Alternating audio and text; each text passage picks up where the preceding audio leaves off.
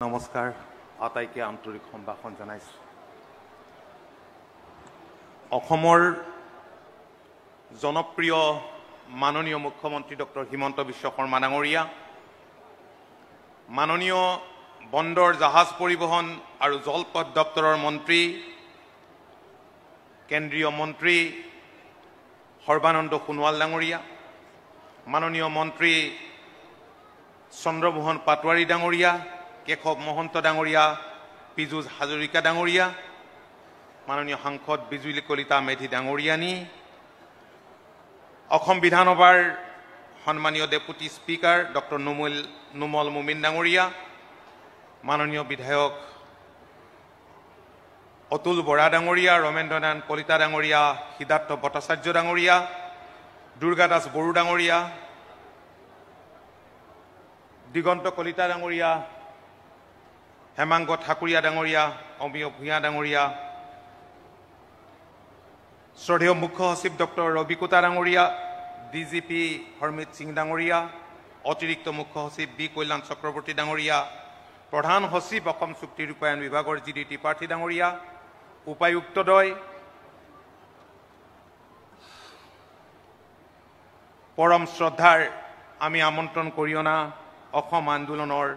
জাতীয় শ্বহীদৰ পৰিয়ালবৰ্গ নিৰ্যাতিত ব্যক্তিসকল আজি ইয়াত উপস্থিত থকা অসম আন্দোলনৰ অংশীদাৰী দল সংগঠনৰ শ্ৰদ্ধাৰ প্ৰতিনিধিসকল এই অনুষ্ঠানৰ সৈতে অসমৰ বিভিন্ন জিলাৰ পৰা ভাৰ্চুৱেলি সংযুক্ত হৈ থকা অসম মন্ত্ৰীসভাৰ সন্মানীয় মন্ত্ৰী বিধায়ক বিশিষ্ট ব্যক্তি আৰু ৰাইজ উপস্থিত সুধীবৃন্দীয় প্ৰিয় সংবাদসেৱীসকল আজি 10 ডিচেম্বৰ অসম আন্দোলনৰ এক কৰুণ আৰু স্মৰণীয় দিন নিৰ্বাচন আয়োগে ঘোষণা কৰা সপ্তম লোকসভা নিৰ্বাচনৰ বাবে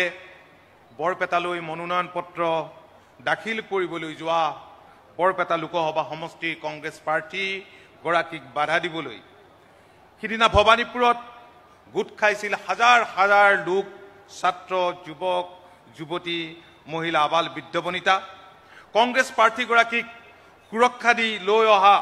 কংগ্ৰেছ চৰকাৰৰ পুলিচ বাহিনীৰ নিৰ্মম অত্যাচাৰত সেইদিনা মৃত্যুক আঁকোৱালি ল'বলগীয়া হয় এগৰাকী ফুলকুমলীয়া ছাত্ৰ খগেশ্বৰ তালুকদাৰে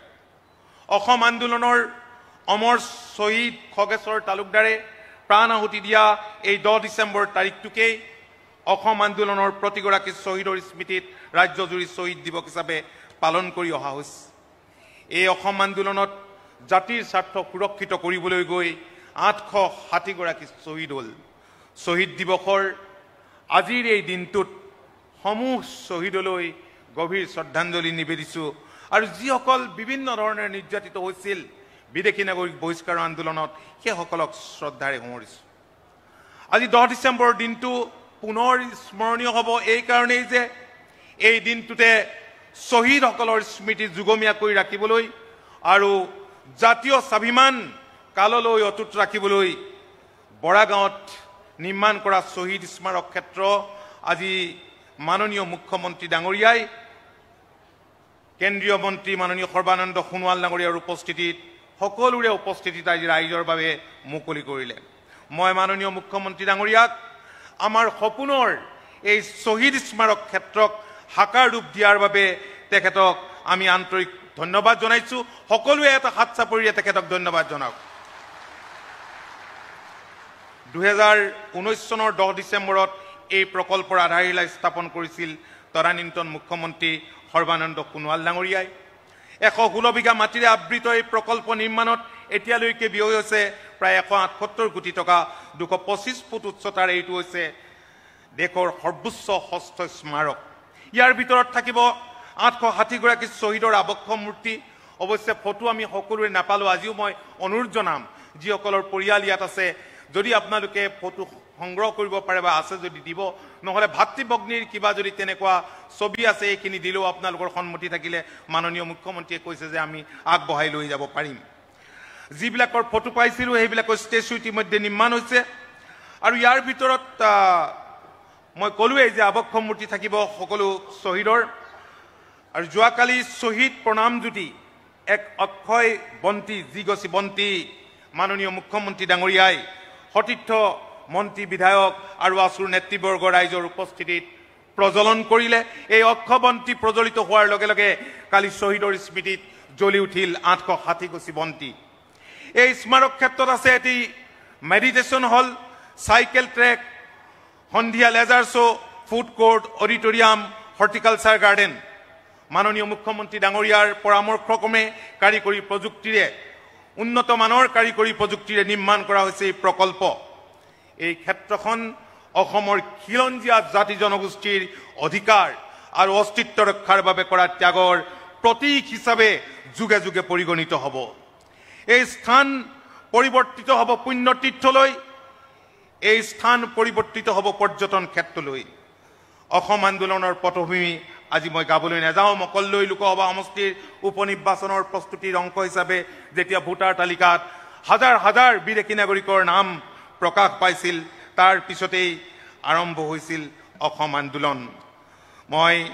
আজি ইয়াত উপস্থিত হোৱা সকলো অসম আন্দোলনৰ কৰ্মকৰ্তা, ৰাজ্যখনৰ প্ৰান্তে প্ৰান্তে উপস্থিত থকা সকলো ষ্টেক হোল্ডাৰক আন্তৰিক ধন্যবাদ আৰু কৃতজ্ঞতা জনাইছোঁ। শ্ৰদ্ধাৰ ৰাইজ, অসম চৰকাৰে মাননীয় মুখ্যমন্ত্ৰীৰ সবল নেতৃত্বত চুক্তিৰ দফাসমূহ আখৰে আখৰে ৰূপায়ণ কৰিবলৈ অহোপুৰুষাৰ্থ চেষ্টা কৰিছে। সত্ৰবিলাক বেদখল হৈছিল, বেদখল উচ্ছেদ কৰিবলৈ ব্যৱস্থা গ্ৰহণ কৰিছে আৰু ইয়াৰ উপৰিও চুক্তিৰ 6 নং দফা কাৰ্যকৰী কৰিবৰ কাৰণে লখিমপুৰত অনুষ্ঠিত কেবিনেট বৈঠকে সিদ্ধান্ত গ্ৰহণ কৰিছে। সদৌ অসম ছাত্ৰ সন্থাৰ লগত মুখ্যমন্ত্ৰী পৰ্যায়ত কেইবালাদিও আলোচনা হৈছে। আমি আশা কৰিছোঁ যে ৰাইজৰ সহযোগিতাৰে অনাগত দিনত আমি সকলোখিনি কাম অসম আন্দোলনৰ যি ফল ফ্ৰুটছ অসম চুক্তি আঁকি ৰূপায়ণ কৰিবলৈ সক্ষম হ'ম। কাৰণ ৰাইজে সেইটো এটা জাতিৰ সুৰক্ষিত ভৱিষ্যতৰ প্ৰতি লক্ষ্য ৰাখি জাত পাত ধৰ্ম নিৰ্বিশেষে সকলোৱে অংশ লৈছিল। আজি শ্বহীদৰ পৰিয়ালসকলক আজি আমাৰ মাজত পাই আমি নথৈ আনন্দিত হৈছোঁ। আমি শ্বহীদৰ ত্যাগক আমি কেতিয়াও অথলে যাবলৈ আমি নিদিওঁ। আমি ধন্যবাদ জনাইছোঁ। আমি পৰিয়ালৰ যিসকল ব্যক্তি ইয়ালৈ আহিছে, কোনোবা হয়তো আহিব পৰা নাই, আমি আপোনালোকৰ ওচৰত চিৰকৃতজ্ঞ হৈ ৰম। অসমীয়া জাতিয়ে আপোনালোকৰ ওচৰত সদায় চিৰকৃতজ্ঞ হৈ ৰ'ব। মই দীঘলীয়া নকৰোঁ। অসম আন্দোলনত প্ৰাণ আহুতি দিয়া বীৰ শ্বহীদসকলৰ অমূল্য যি ত্যাগ আৰু আহুতি, এই আহুতিক সন্মান জনাবলৈ আজি এই স্থানত লগে লগে ৰাজ্যখনৰ বিভিন্ন প্ৰান্তত, কাৰণ আজি কেন্দ্ৰীয়ভাৱে শ্বহীদ দিৱস ইয়াত পালন কৰা হৈছে আৰু ৰাজ্যজুৰি জিলা আৰু সমজিলাবিলাকত মাননীয় মুখ্যমন্ত্ৰীৰ নিৰ্দেশ মতে খুব সুন্দৰভাৱে পালন কৰা হৈছে। সকলো আজি যিসকল উপস্থিত আছে, মই সকলোকে শ্ৰদ্ধা জনাই মোৰ বক্তব্য মই সামৰণি মাৰিছোঁ। জয় আই অসম। ধন্যবাদ, নমস্কাৰ।